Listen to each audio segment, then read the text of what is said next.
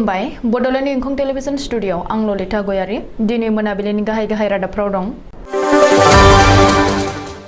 ट्राइबेलनि जेंनाखौ सुस्रांनो थाखाय सरकारखौ नारसिननोल' नङा जयै बायद'था खालामथारनांगोन बुंदों दिपेन बर'। दिनै कार्बि आंलंनि मोननै भट मिरुआव भट लाफिनदों। एचएसनि सेथि बोसोरनि गासिबो फरायसाफोरखौ नैथि बोसोरसिम उथ्रिसार होबाय।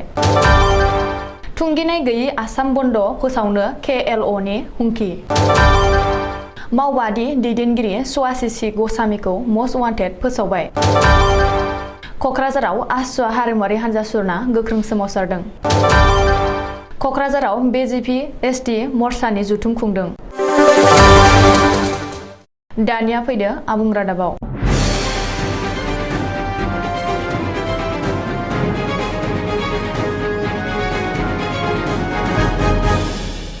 ट्राइबेलनि जेंनाखौ सुस्रांनो थाखाय सरकारखौ नारसिननोल' नङा जयै बायद'था खालामथारनांगोन बे बाथ्राखौ बुंदों मिरु एबसुनि आफादगिरि दिपेन बर'आ।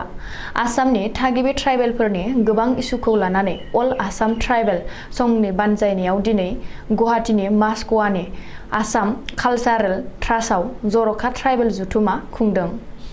बे जथुमावनो जर'खा बुंथिगिरि महरै बाहागो लायो मिरु एबसुनि आफादगिरि दिपेन बर'आ।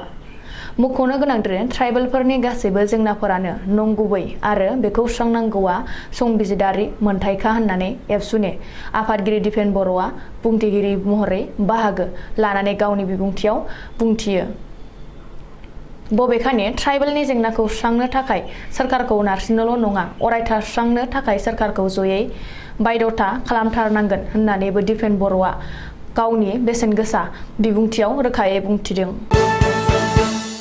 कार्बि आंलं अट'नमास काउन्सिलनि 1 नं दुवारा आमला बियाबनि मोननै भट मिरुआव दिनै भट लाफिनदों। दिनै फुंनि 7:30 रिंगानिफ्राय बेलासिनि 4:30 रिंगासिम कार्बि आंलं 12 नं फुनजा बरफाथार गेजेर फरायसालि आरो 17 नं बरफाथार गुदि फरायसालियाव भट आजावफिनदों। जे अखा हानायनि गेजेरावबो दिनै फुंनिफ्रायनो बे मोननै भट मिरुनि भटारफोरा लारियाव थानानै गावबा गावनि भटखौ फिन होदों। मख'नो गोनांदि थांनाय 8 जुनखालि कार्बि आंलं अट'नमास काउन्सिलनि बिसायख'थि खुंनाय जादोंमोन। नाथाय बैथालांसु 1 नं दुवारा आमला बियाबनि सिङाव थानाय 12 नं फुनजा बरफाथार गेजेर फरायसालि आरो 17 नं बरफाथार गुदि फरायसालिनि भट मिरुआव रैखाथिखौ लाना दुंहाव थासारि सोमजिनायनि थाखाय दिनै फिन भट आजावफिननाय जादों। मख'नो गोनांदि 1 नं दुवारा आमला बियाबनि बे मोननै भट मिरुआव राभा स्टाफ गोमादों आरो उननि समाव बे राबार स्टाम्पखौ पुलिसनि आखायाव मोननायनि उनावनो बे दुंहाव थासारिया सोमजिदोंमोन। बे जाथायखौ बिथा खालामना उनाव थासारिया दुंहावसिन जायो आरो खुद्रिनाय रायजो राजा भटारफ्रा बेलट बाक्सखौ बुख्रेबना बेलट पेपारखौ सावना होनायजों लोगोसे पुलिसनि सायावबो गाग्लोबदोंमोन। एचएस सेथि बोसोरनि साफ्रोम फरायसाफोरखौनो नैथि बोसोरसिम उथ्रिसार होबाय एबा प्रम'सन खालामबाय। एचएस सेथि बोसोरनि आनजादनि थाखाय फर्म फिलआप खालामनाय गासैबो फरायसाफोरखौनो एचएस नैथि बोसोरसिम उथ्रिसार होगोन। मख'नो गोनांदि गुवाहाटी बामुनि मैदामाव थानाय आसाम हायार सेकेन्डारि एडुकेसन काउन्सिलनि गाहाय मावख'निफ्राय गांसे नटिस जारि खालामना एचएस सेथि बोसोरनि गासैबो फरायसाफोरखौ एचएस नैथि बोसोरसिम प्रम'सन खालामनो बिथोन हरदों। एचएस सेथि बोसोरनि सासेबो फरायसाखौ फेल खालामनो नाङा एबा लाखिनो नाङा होननानै काउन्सिलआ रायजोनि गासैबो फरायसालि आरो फरायसालिमाफोराव लाइजाम दैथायहरदों।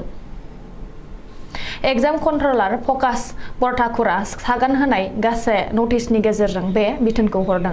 मख'नो गोनांदि एचएस सेथि बोसोरनि आनजादनि समावनो मिथिंगायारि अलखद नुजाथिनाय आरो गुबुन गुबुन जाहोनफोरनि थाखाय गासैबो फरायसाफोरखौ गोजौ थाखोसिम उथ्रिहोनो बिथोन होनाय जादों।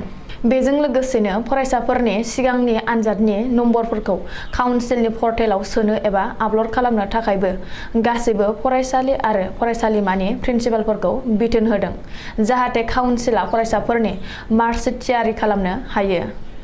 मख'नो गोनांदि देग्लायनि एचएस सेथि बोसोरनि आनजादनि समावनो रायजोनाङै गिख्रंथाव दैबाना लोमसावदोंमोन आरो लाख लाख सुबुंफोरा जालाखार जानांनायजों लोगोसे गोब्राब खहा जानांदों। कक्राझार जिल्लानि सेरफांगुरि नाराबारियाव सासे फालांगिरिखौ दुथांफोरा गुलि गावनाय जाथाया गोदान महर लादों। सेरफांगुरि नाराबारिनि जाथायखौ लोब्बा लाना सरकारजों होबथानानै दोनजानाय उदखारि आफाद कमतापुर लिबारेशन अर्गानाइजेशन सुंद'यै KLO आ थुंगेनाय गैयै आसाम बन्द खालामनो हुमखि होदों। सेरफांगुरि नाराबारियाव फालांगिरिखौ गावनाय जाथायनि सायाव KLO फिनजाथाय होना थुंगेनाय गैयै आसाम बन्द खालामनो हुमखि होदों। KLO आ दिनै गांसे प्रेस बिबुंसार जारि खालामना बे हुमखि होदों। बेजों लोगोसेनो आसाम पुलिसआ सेरफांगुरियाव गुलि गावनाय जाथायनि गाहाय दायनिगिरिखौ हमनायाव फेलें जादों आरो बेनि सोलाय आसाम पुलिसआ दाय गैयै सरासनस्रा सुबुंखौ हमना साबजारलायाव खोख्लैदों होननानै KLO आ प्रेस बिबुंसाराव लिरदों। मख'नो गोनांदि सेरफांगुरि नाराबारियाव फालांगिरिखौ गुलि गावनाय जाथायखौ लोब्बा थानाय सन्देहआव मडेल नबनीता बर्मन बाथ्राजों लोगोसे सा 5 सुबुंखौ माखासे फोरमानजों क'क्राझार पुलिसआ हमदों। नाथाय सेरफांगुरि नाराबारिनि जाथायाव हमजानाय मडेल नबनीता बर्मन बाथ्राजों लोगोसे गासैखौबो हगारनो थाखाय KLO आ दाबि खालामदों। बिनि थाखाय KLO आ आसाम पुलिसनो 48 घन्टा सम खाना होदों। 48 घन्टानि गेजेराव नबनीता बर्मन बाथ्राजों लोगोसे हमजानाय गासैखौबो उदां खालामाब्ला थुंगेनाय गैयै आसाम बन्द फोसावगोन होननानै KLO आ प्रेस बिबुंसारनि गेजेरजों हुमखि होदों। बबेखानि बन्दनि समाव हिंसायारि जाथाय जायोब्ला बियो KLO नि दाय जानाय नङा होननानैबो आसाम पुलिसखौ सांग्रांथि होदों। आसामनि मावबादि दैदेनगिरि सबायसाचि ग'स्वामीखौ मस्ट वान्टेड फोसावबाय।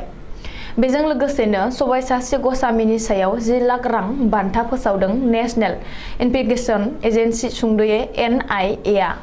मस्ट वान्टेड सबायसाचि ग'स्वामीनि बागै खौरां हरग्रा सुबुंनो 10 लाख रां बान्था होगोन होननानैबो फोसावदों NIA आ। बेजों लोगोसेनो खौरां हरग्रा सुबुंनि मुं आरो थंखौ स्रोदै लाखिनाय जागोन होननानैबो NIA आ खोथा होदों। मस्ट वान्टेड मावबादि दैदेनगिरि सबायसाचि ग'स्वामीखौ किशोर बाबू पंकज आरो अजय मुङैबो मिथिनो हायो।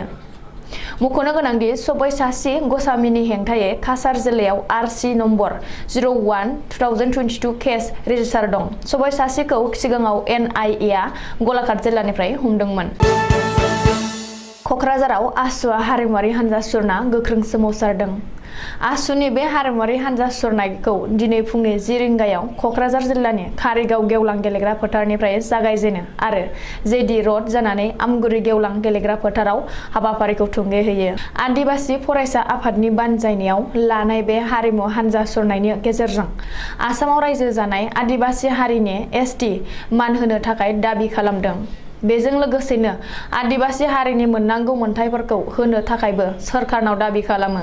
मख'नो गोनांदि रायजो सोरखारा आसामाव रायजो जानाय सावथाल हारिखौ साहा जनजाति सुबुंफोरजों रुजुनायखौ लानानै रायजो सोरखारनि बेरेखा सावथाल फरायसा आफादा क'क्राझाराव गोख्रों खुद्रिसारदों।